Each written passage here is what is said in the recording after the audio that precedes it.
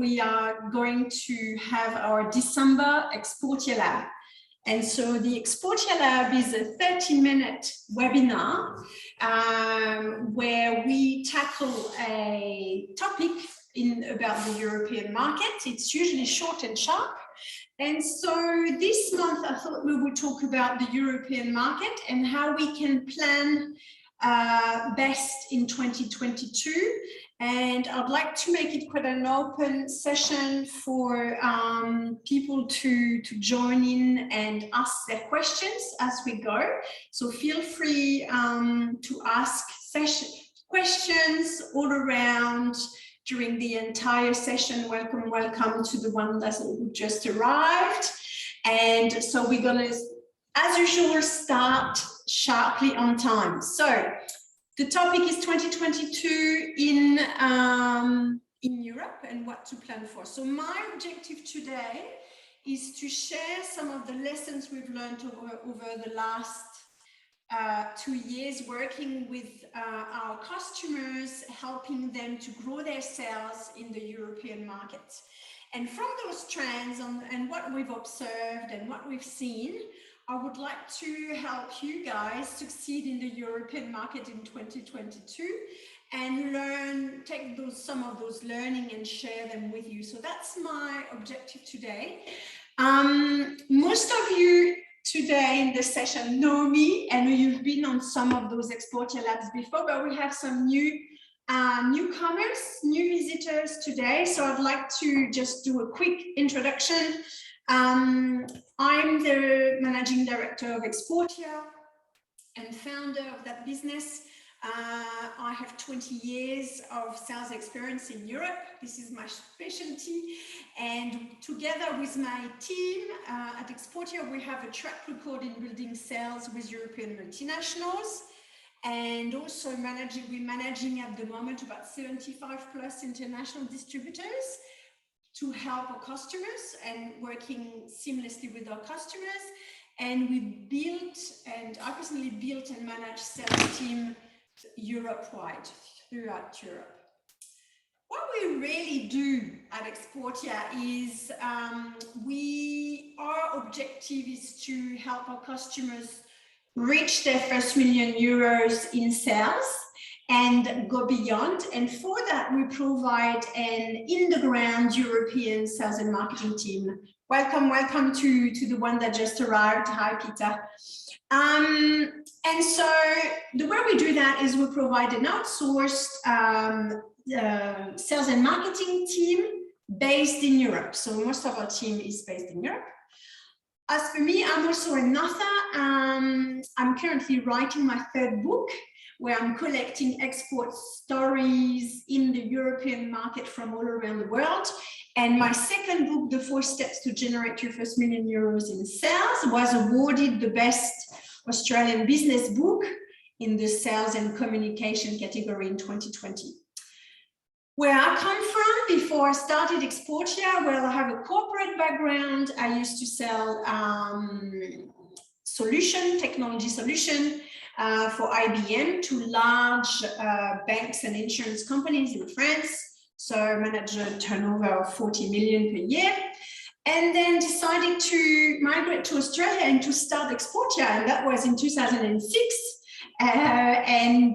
Since then have not looked back. So why have I decided to focus on planning and talking about 2022? So first of all, it's been quite a rough few years for all of us, all around the world, wherever we are. So 2020 has taken us all by surprise. In 2021, we have operated a shift. We're working differently with our customers. We are selling differently. We're getting used to all the online selling and also having remote contact with our customers in Europe. And that's why I would like to to share with you and what we can do together and what you can do in 2022. So that's why we're here today. Our journey ahead is that we're going to look at a framework with 7 pillars through which we're going to look at 2022. And at any point in time, feel free to ask a question. There will be a Q&A at any point in time. Feel free. You don't have to, but if you'd like to ask any question, I have some of your question, Adam, with me. So feel free to add some more. And then at the end, I've planned a Q&A session as well if there are more questions that you guys have not had a chance to ask. All right, so let's look at the framework. We're going to go through 7 pillars. The Exportia 7 pillars. Whatever we do at Exportia, we go through these 7 topics or pillars. The first one is we're going to look at the product and the impact on your product or solution or service and what you need to do about it to succeed in Europe in 2022. We're going to look at your leads and customers and what is their top of mind and how you're going to reach out to them. We're going to look at countries, what's happening in Europe, what is the trend, and is there anything specific to note. We're going to look at sales channels or distributors. What challenges do they have and why are they an important piece in the mix?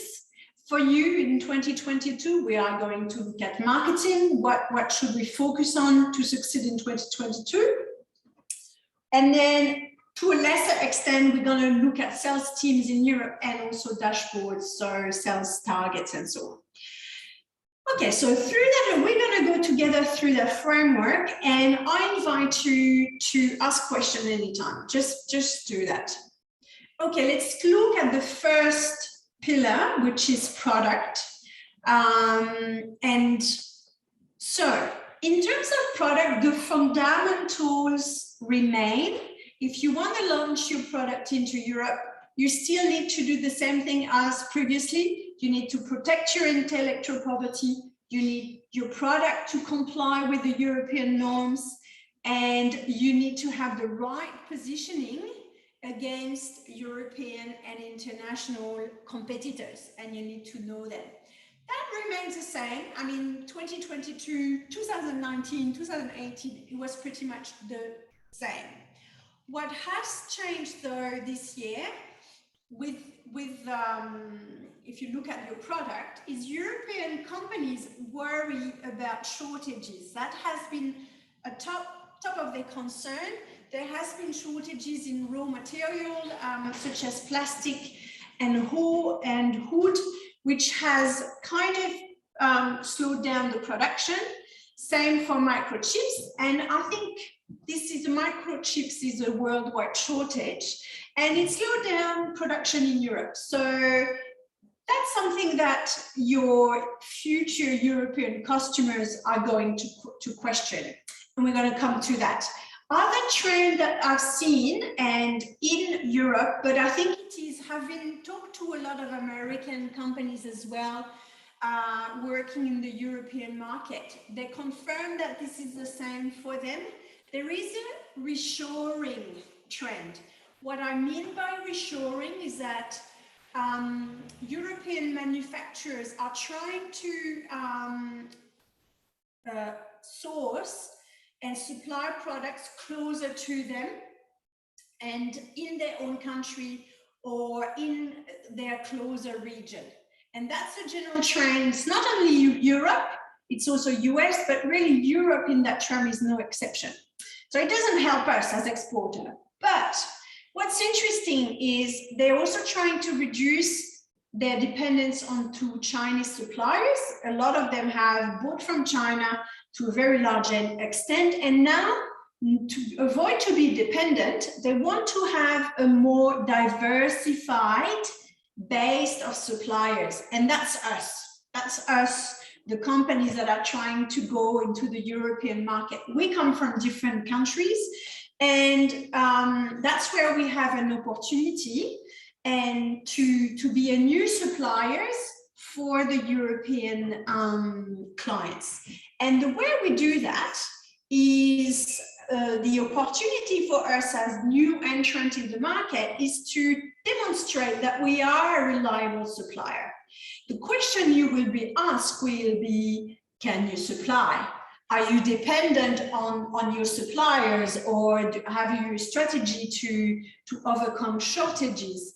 Is your production affected by shortages? What are your delivery times? These are some of the questions that will be asked about the product, not only the product itself, but how you can supply and how reliable that the supplier of this product is. This is some of the things you will have to actually look at.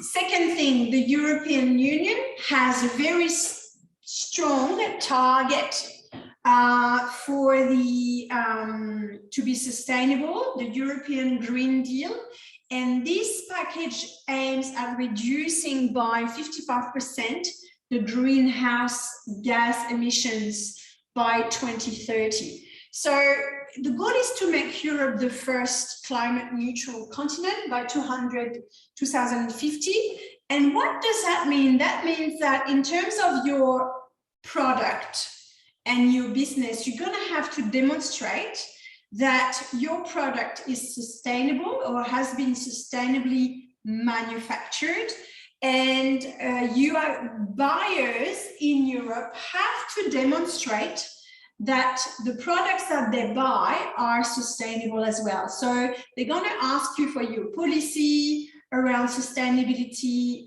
for your programs.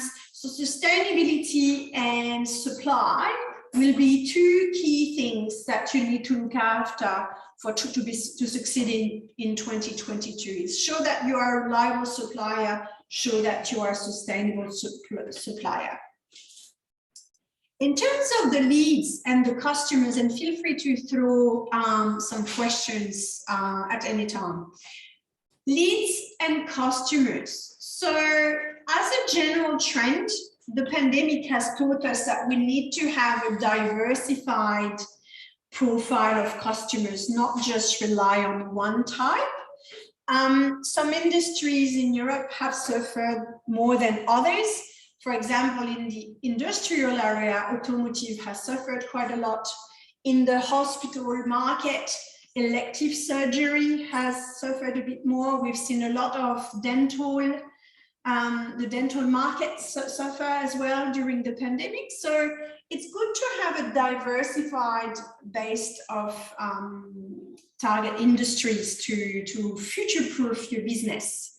However, when you are a new entrant in the market, it's very important to start with what you do best.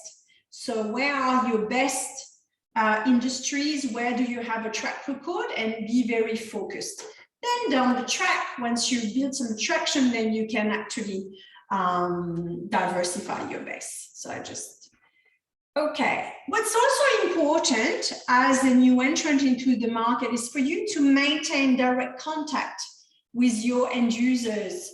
Even, oh, there's a typo there. Even if you use distributors, try to be visible to your end users for them to be able to reach out to you if need be. Distributors have been a bit fragile, some of them, not all of them.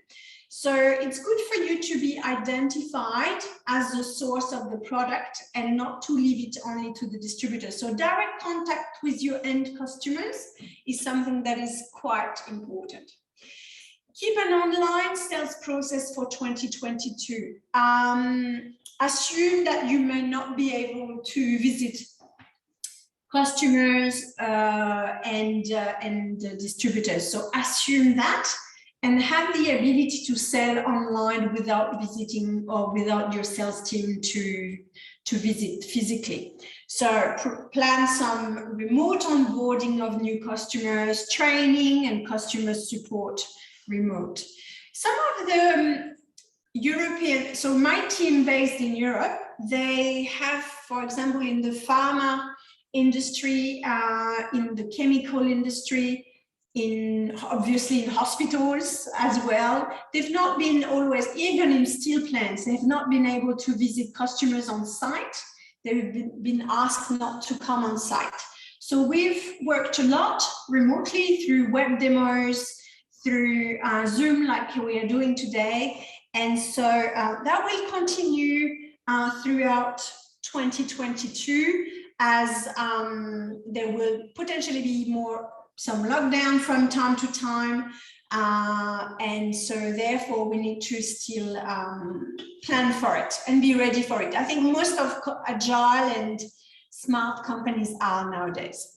Okay, country, what's been in terms of the European Union. So according to the Commission Autumn 2021 forecast, they anticipate that 2022 and the coming 2 years, 22-23 as well, will not be disrupted in a major way. The economy won't be disrupted in a major way in the EU, in the European Union, given the increasing vaccination rate, but also the fact that people have adapted to restrictions. So it should, so you see there's low growth rates in the different countries for 2022 and 2023, but you can see there won't be any major disruptions. What you need to think about as well, if you are looking at the UK market in 2022, Brexit will still have an impact on the UK market. We've seen this year that a lot of things have kind of blocked the transactions and the sales in the UK. There are some major labor shortages at the moment, given that some of the European Union citizens have left the UK and are not working there anymore. So there's a bit of a labor shortage, fuel shortages, food shortage, not that anyone will have any issue to find some food, but some key food products are missing, but import duties are re-established with the European Union, so that creates a bit of an adjustment. A new certification process, so new certification are required if you enter the UK, which are UK specific. So that's being established at the moment. And we've seen in 2021 that customers and distributors have been cautious. And I believe it'll stay in 2022. We've had major distributors in the lab sector, in the laboratory sector, having with a global player with a Europe-wide footprint, really changing, restructuring internally to prepare for Brexit, and that's been very disruptive. So yeah, so 2022 will keep in mind the UK, but we'll watch it, but it's still unsettled, not quite organized yet with Brexit. In terms of marketing, in terms of trade shows, it will continue like it happened. So in 2021, just like in 2021, except the face-to-face shows are back. The big trade shows that are face-to-face, Medica happened face-to-face, A+A happened face-to-face. We have some other shows planned for September 22, which are planned to happen face-to-face. So that will continue. If you register your business for a trade show face-to-face, make sure there is a backup plan for digital backup plan, just in case things change and you can't travel or your team can't travel, then make sure that they have that planned. Digital Congress do not yield as much leads as the face-to-face ones. But if you do them, please present. Try to have a time slot to present to public. For example, in healthcare, and we have a few healthcare companies in the mix here today. Make sure you present a publication or get one of your customers to present their findings. Also understand what you will get from those digital congresses and how GDPR is applied into these congresses. So you will only get the contacts when they have agreed to share their details with you. So you may not get a lot of email addresses and phone numbers from those digital congresses. So be prepared to make the most of it. by presenting. Lead generation campaigns still work. We conduct it as a business. We are still conducting a lot of them, and they work fine. People respond, email, phone conversation. We're organizing a lot of lead generation campaign. They work, and they will continue to work in 2022. Digital marketing will always continue to be king and continue to work in 2022.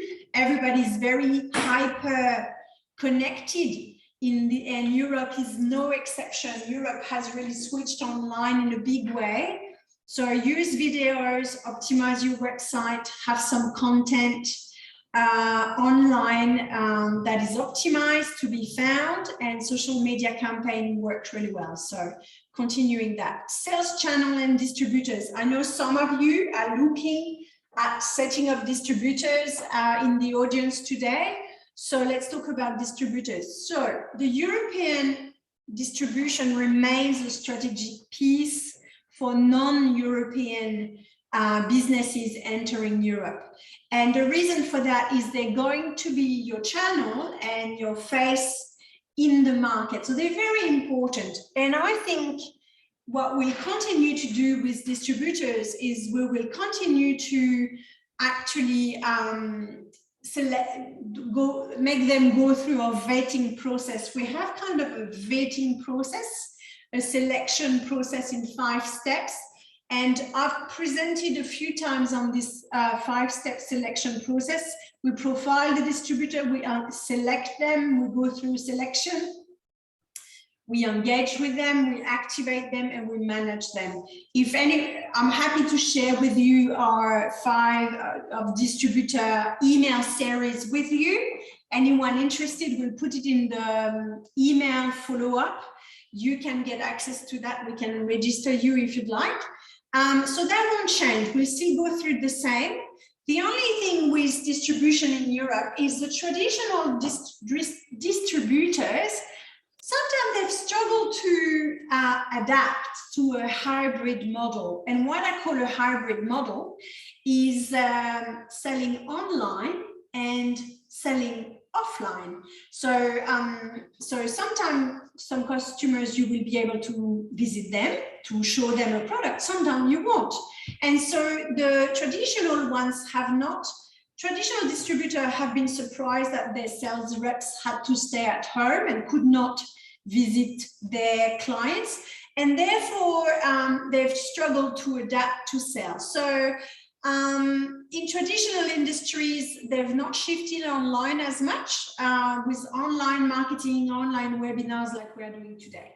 But what's interesting is multi-industry distributors, and which have a large footprint on a national basis, have resisted quite well, and they have managed to go through the pandemic and have quite good prospects for 2022. And the smaller operators that are smart adapted their sales process to online by doing webinars, online campaigns. They've been quite successful. And so that's 2 things to keep in mind in terms of distributors. Don't forget, just a few tips for you. Exclude freight from your distribution terms and conditions. Cost of freight is still very high and will continue to be high in 2022. And therefore, make sure you don't include freight in whatever you do, because the cost can vary. It's very highly variable and rather on the top end.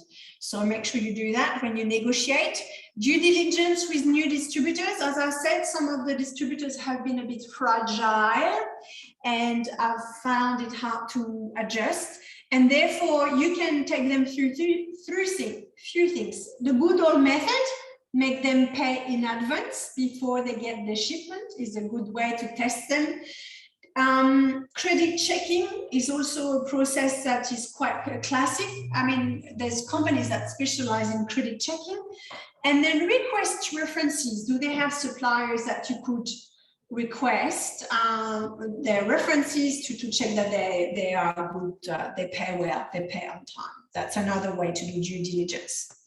Last 2 things, team. So In terms of recruitment, sales team, if you're only starting in Europe, I would recommend you don't start by recruiting. Try to have a work with distributors, sales agents, and maybe company like Exportia to build your sales and then recruit. I think it's still quite uncertain, so you need to have some kind of flexible arrangement instead of hiring in Europe. The workplace laws are extremely stringent, and therefore it's better to build traction before you recruit. In terms of category dashboard, we recommend to be quite conservative with your sales targets unless you are in a high demand industry. And so make sure that that you're still realistic. So let's recap. Product, you make sure you are a reliable supplier, show that you are sustainable. Leads and customers, you may not see them face-to-face in 2022, so be prepared to have a sales process that is online. Countries, slow growth in the EU, there should not be any major economic disruption, and Brexit will still be an issue for the UK, so this market will still be a little bit uncertain for 2022. Sales channel, they are a key strategic piece. Still go through a vetting process, do due diligence on them, and make sure you exclude freight from your terms. Marketing, have a hybrid model of face-to-face trade shows, if you can and you have a local sales team, or have digital congresses to continue promote your brand, continue lead generation and social media campaigns. In terms of team, maybe not the best time to recruit right now, and so have use your channels and your distributors, sales agents, maybe companies like Exportia, to be able to mitigate risk before you hire. And then dashboard, just have a conservative sales target for 2022. There should be growth, but let's be realistic. Okay, so one challenge for you as a business going into the European market, trying to identify a European digital congress or show that is right in your target industry where you could potentially present or promote your product. So that's a challenge that I'm giving you so that you can continue to promote your product in 2022 in Europe. In 2022, Europe will continue to offer some opportunities. We've worked very successfully with our customers to grow their sales in Europe throughout 2021. We've had very good traction in healthcare, in the pharma sector, labs, in the railway industry, in the safety industry. So we've had very good success. So, but you need to be agile and adapt and push through the current challenges. That's what. So we have a few